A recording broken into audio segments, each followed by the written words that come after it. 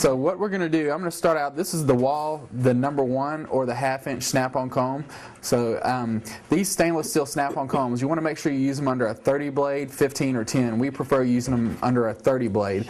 Otherwise, if you put them under a 40 blade, you're going to wind up breaking the teeth off. So I'm going to start out with the number 1, and I'm going to come right here, right into the Adam's apple. I'm going to start my line. So just going to turn my clipper on low, start right at the Adam's apple.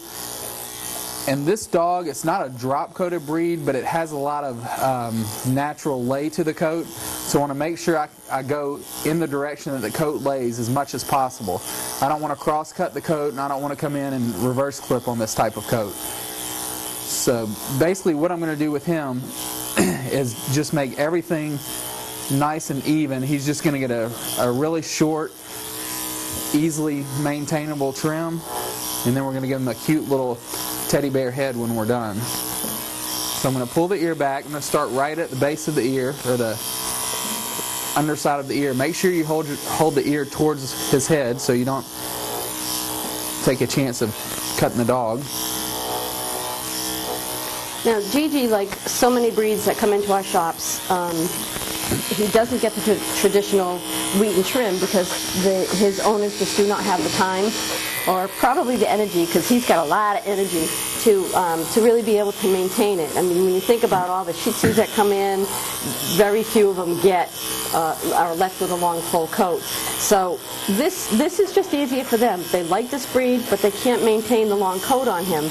And he actually has, he's got like 2 very different textures to his coat. He's got a lot of wire and a lot of soft. So this trim actually looks kind of nice on him because he ends up looking really pretty plush when he's all done.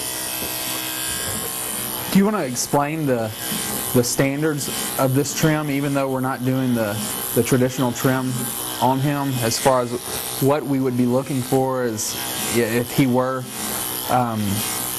more to conformation than he is? He's not. Well, Gigi he's a pet quality Wheaten.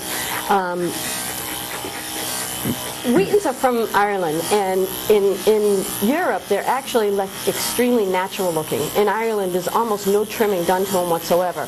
The very tapered, tailored kind of a trim that you see on the Wheatens today is kind of designed from the USA. Wouldn't you say, Jay? Yes, definitely. So what you want to do, and you know, we always say this when we do our seminars and everything.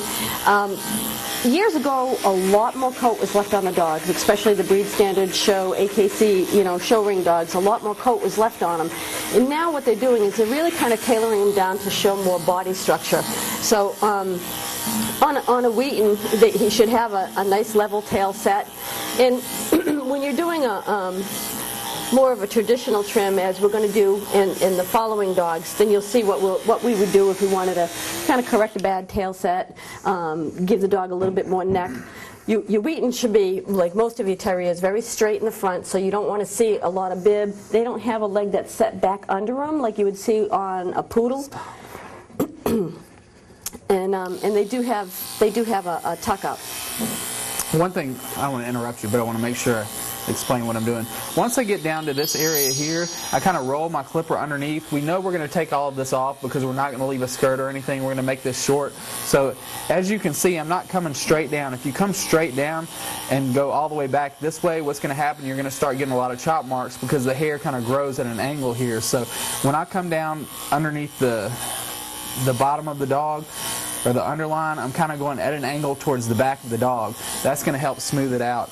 And another thing, when you're prepping this dog, once you get this dog ready to trim, one thing we don't want to do, and I see a lot of groomers do this, we don't want to comb all this hair up and cut it, because what's going to happen, once you comb it up and cut it, it's going to be shorter.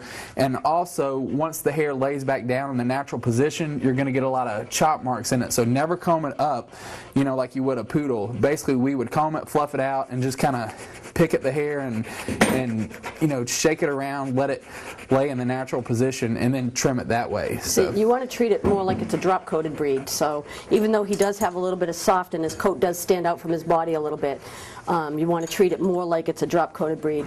And the reason being, like Jay just said, and he's actually the one that had showed me this, because I used to fluff against the grain, and I used to back comb when I was using my snap-ons, and then I'd have to take out my thinning shears and I'd have to do a lot of neatening up and fixing. And the reason why is because I was lifting that hair in an unnatural way, and then when I took my snap-on comb and went down over the coat, once that coat kind of relaxes and lays down, the way that you cut it ends up making it look very choppy.